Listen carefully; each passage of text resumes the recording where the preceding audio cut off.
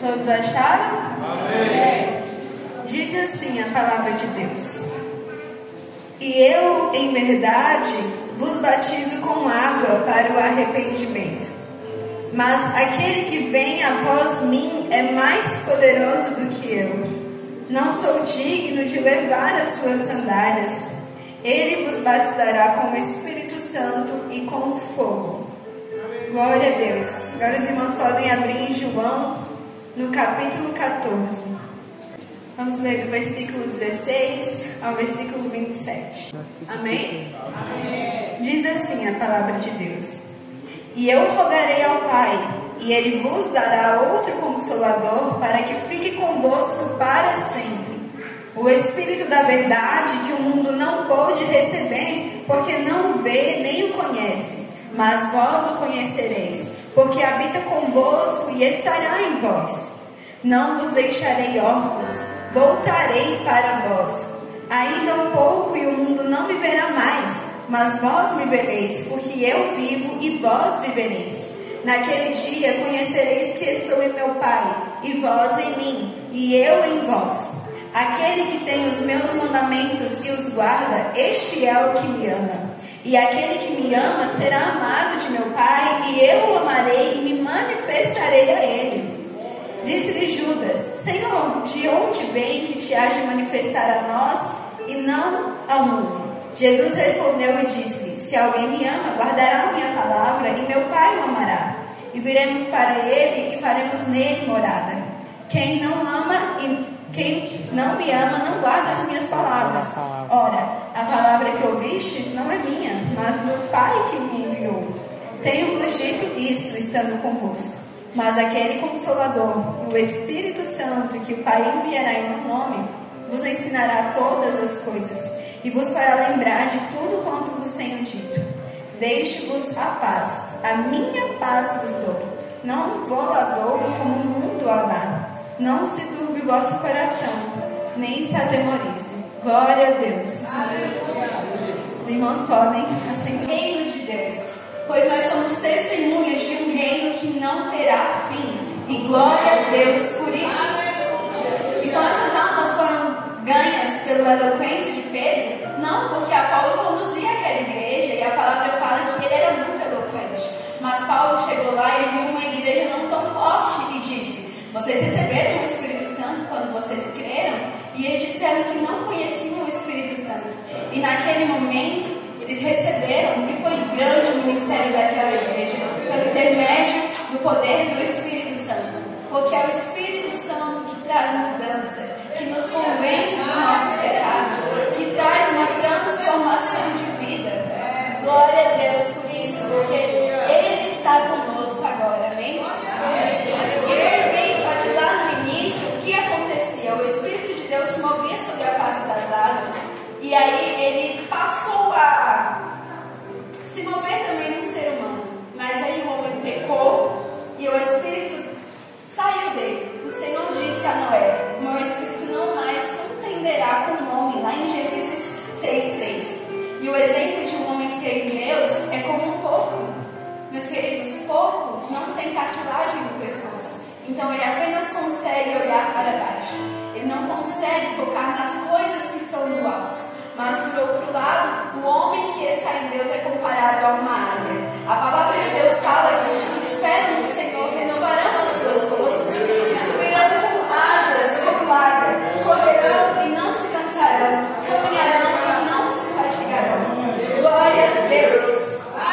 E havia homens no Antigo Testamento que o Senhor derramava o seu Espírito, eram reis, sacerdotes, profetas. E aí Deus vê que quando o homem está com o Espírito Santo, ele está com os pés na terra, mas com o olhar fixo no trono da graça. E tudo nas mãos desse homem virava arma. Poderia ser uma queixada, uma vara abria o mar, um machado flutuava e grandes coisas acontecem. Então grandes coisas acontecem quando nós estamos com o Senhor. Deus levantou um homem na época de John Wesley e ele ganhou mais de 2 milhões de almas. Um homem que foi Elias em Israel e desceu fogo do céu. Deus levantou um homem e esse foi Moisés e tirou todo o povo do Egito. Então Deus não precisa de muitos. precisa de poucos, mas verdadeiros. E é por isso que a palavra de Deus nos fala lá em Apocalipse 3, que quem dera fosses quente ou quem dera fosses frio, porque você é morno, vomitar-te-ei da minha boca. Isso significa que é muito pior viver de qualquer forma quando se há consciência, porque o morno, ele sabe o que é estar frio e sabe o que é estar quente, mas ele vive em um estado de mornidão, e Deus abomina esse tipo de comportamento, preza essa verdade. E às vezes parece que nós chegamos no culto sem ter entendimento de quem é o Espírito Santo. Por diversas vezes chegamos, nos ajoelhamos e oramos: Senhor, nos dê um bom culto. Mas será que somos Deus para receber culto? Nós não somos Deus. Ele é que o culto é para Ele. Amém? E meus irmãos sabem o que é culto? É sempre quando há fogo no altar, consumindo o sacrifício. Então, sem fogo não há sacrifício. O culto não pode ficar sem fogo. Porque lá em Romanos 12:1, Paulo fala: apresenteis o vosso corpo como um sacrifício vivo, porque esse é o seu culto. Então, se não há fogo, não há culto. Se não queima a nossa carne, se não queima o nosso ego, se não deixamos para trás as velhas práticas, não houve culto. Então não seja um fogo estranho neste lugar, não seja um fogo estranho no altar, porque o fogo que saía de cima da arca não matou nenhum sacerdote, matou os filhos de Arão. Esse fogo também desceu em Atos 2 e foi bênção, mas para Ananias e Safira foi juízo. Então qual é a diferença entre os fogos de Deus? Paulo explica: todo mundo edifica algo para Deus. A palavra de Deus fala em 1 Coríntios 3:13 que manifesta se tornará a obra de cada um, pois o próprio fogo o provará. E é Ele que nos refina, o Senhor Jesus, como diz lá em Malaquias 3:3. Então, o batismo com fogo é bom? Depende de que lado você está, porque eu creio que Deus está aqui. O fogo de Deus hoje na sua vida é juízo ou é bênção? É juízo ou é bênção? Porque o fogo queima a madeira, queima a palha, mas ele refina o ouro. Glória a Deus. E é o Senhor que faz os seus discípulos labaredos. Entenda que quando Satanás olha para você, ele vê uma tocha de fogo. Glória a Deus. Então, o nosso Deus é fogo. O próprio Deus escreveu com dedos de fogo. Ele criou serafins, que significam anjos de fogo. Elias foi arrebatado num carro de fogo. Eliseu foi protegido por um exército de fogo. Eles não conseguiam olhar para Moisés porque era puro fogo de Deus. Os olhos do Senhor são como chamas de fogo. E lá em Apocalipse, quando João viu esse fogo, ele caiu como morto. E Deus falou com Moisés em uma sarça de fogo, conduziu o povo através de uma coluna de fogo. Ele estava no deserto do Sinai, em fogo. Em Êxodo notamos que o aspecto do Senhor era como fogo. Deus falou com Moisés no meio do fogo. Ele responde a oração de Elias, também a oração de Davi. O fogo era mantido continuamente no altar, e esse fogo não se apagava. De fogo. Eliseu foi protegido por cavalos de fogo. Isaías orou e desceu fogo. Então, pela Bíblia, o nosso Senhor se revela através do fogo. E o Espírito Santo, nessa nova era da graça, ele desceu no Pentecostes com línguas repartidas como que de fogo. E essa chama continua acesa. E entenda, meus queridos, que nós somos o meio pelo qual essa chama continuará acesa. Nós fomos atingidos por essa verdade do Evangelho, mas não para apenas em nós. Como cristãos, a pergunta é: em que a nossa fé está firmada?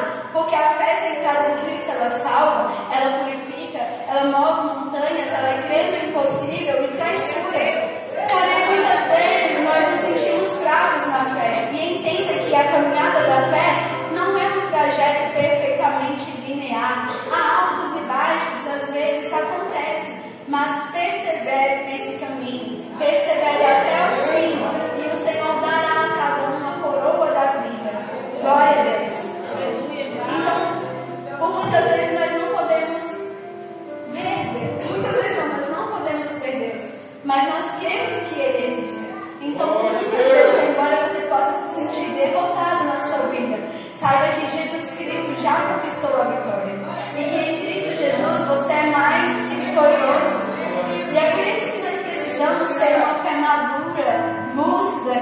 sincera, inclusive os dons distribuídos na igreja são para nos levar a esse amadurecimento.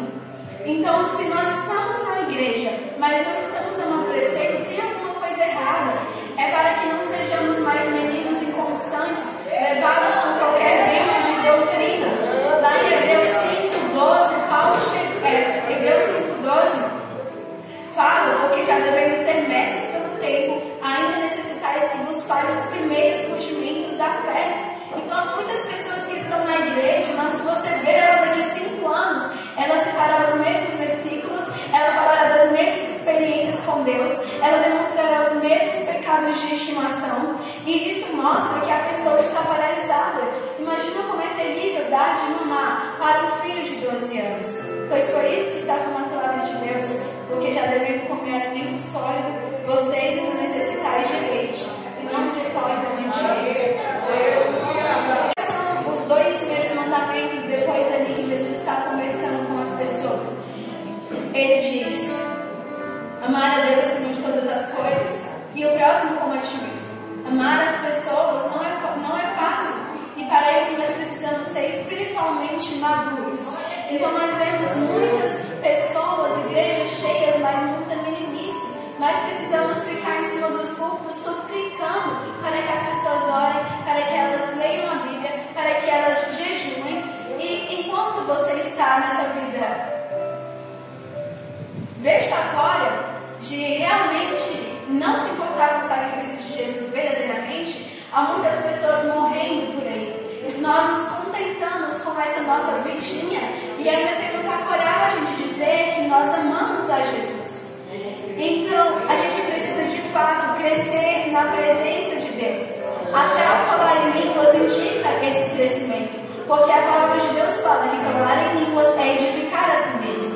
Edificar mostra crescimento. Então, falar em línguas não é para a gente chorar, espernear ou sair gritando. Falar em línguas é você sendo completamente cheio do Espírito Santo, para que você amadureça. É um revestimento de poder. É um crescimento para que eu e você estejamos habilitados para o propósito que o Senhor tem nas nossas vidas.